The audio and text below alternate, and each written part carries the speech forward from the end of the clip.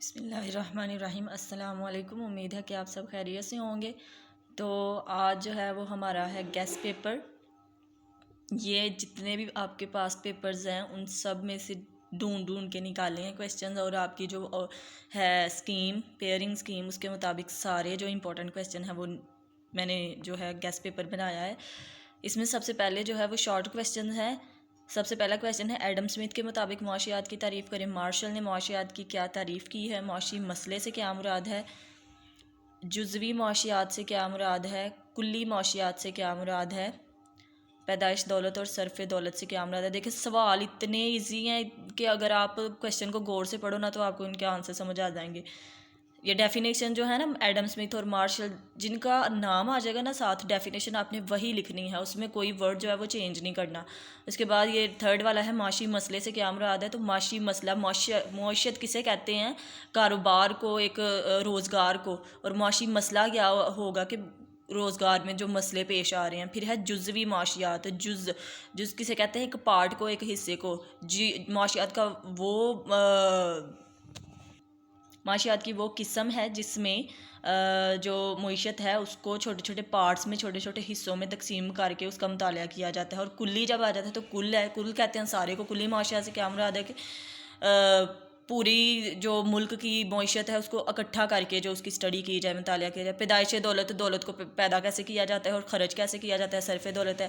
پھر اس کے بعد ہے ایڈم سمتھ کے مطابق معاشیات کے چار اہم شعبے۔ عاملین پیدائش، عاملین پیدائش جو ہیں جن کی وجہ سے چیزیں جو ہے پیدا ہوتی ہیں، کون سی ہیں؟ چار ہیں عاملین پیدائش: تنظیم، زمین، محنت اور سرمایہ۔ علم الحقیقت اور علم الہدایت سے کیا مراد ہے؟ محنت کی استعداد، کار کا مفہوم۔ کل افادے سے کیا مراد ہے؟ مختتم مفادے سے کیا مراد ہے؟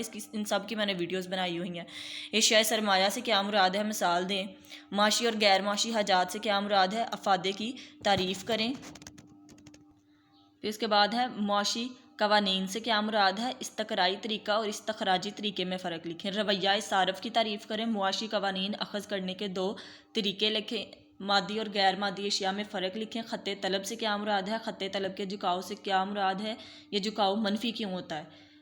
قانون طلب کی تعریف کریں۔ مرکب طلب سے کیا مراد ہے؟ مرکب رسد سے کیا مراد ہے؟ رسد کی لچک سے کیا مراد ہے؟ توازنی قیمت سے کیا مراد ہے؟ کوسی لچک کی تعریف کریں اور اس کا فارمولہ لکھیں۔ طلب کی لچک کو متاثر کرنے والے عوامل کے نام لکھیں۔ قیمت لچک اور آمدنی لچک میں کیا فرق ہے؟ طلب اور خواہش میں کیا فرق ہے؟ نعم البدل اشیاء سے کیا مراد ہے؟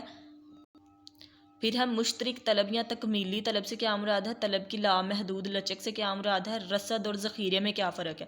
زمین سے کیا مراد ہے؟ زمین کی اہمیت بیان کریں۔ زرعی اجرت سے کیا مراد ہے؟ آجر کے چار فرائض لکھیں۔ ظاہری اجرت اور حقیقی اجرت میں کیا فرق ہے؟ بے لگان زمین سے کیا مراد ہے؟ لگان کی تعریف کریں۔ حقیقی اجرت کے چار عوامل بیان کریں۔ قانون مصارف سے کیا مراد ہے؟ پیمانہ کبیر کی تعریف کریں۔ قانون تقلیل مصارف کی تعریف کریں۔ قانون تکثیر کو قانون تقلیل مصارف کیوں کہا جاتا ہے؟ قانون متغیر تناسبات کی تعریف کریں اور قانون تکثیر حاصل کی تعریف کریں۔ آپ ان کا اسکرین شاٹ بھی لے سکتے ہیں۔ پھر ہے قانون استقرار حاصل سے کیا مراد ہے؟ فرم کے مصارف پیدائش سے کیا مراد ہے؟ اوسط معینہ مصارف سے کیا مراد ہے؟ مختتم مصارف کی تعریف کریں۔ کلی وصولی سے کیا مراد ہے؟ مختتم وصولی سے کیا مراد ہے؟ اوسط وصولی سے کیا مراد ہے؟ عرصہ قلیل سے کیا مراد ہے؟ فرم کے توازن کی شرائط بیان کریں۔ معمولی اور غیر معمولی منافع میں کیا فرق ہے؟ اجارہ داری میں اوسط وصولی کا کیا رجحان ہوتا ہے؟ اجارہ داری سے کیا مراد ہے؟ نارمل منافع کی تعریف کریں۔ معمولی اور غیر معمولی منافع میں کیا فرق ہے؟ صنعت کے توازن کی تعریف کریں۔ اجارہ داری کی تعریف کریں اور اجارہ دارانہ مقابلے سے کیا مراد ہے؟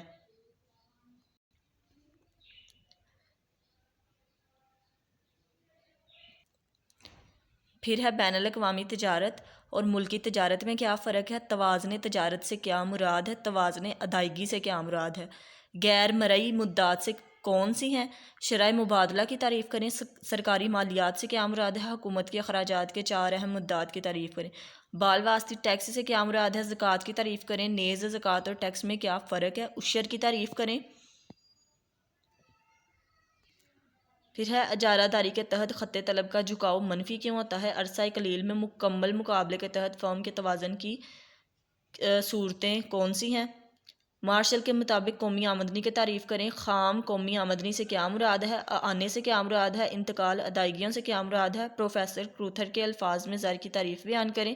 معاہدہ زر سے کیا مراد ہے؟ زر کی قدر سے کیا مراد ہے؟ زر کی قدر کی پیمائش کیسے کی جاتی ہے؟ افراط زر سے کیا مراد ہے؟ افراط زر کو کنٹرول کرنے کے 2 طریقے لکھیں۔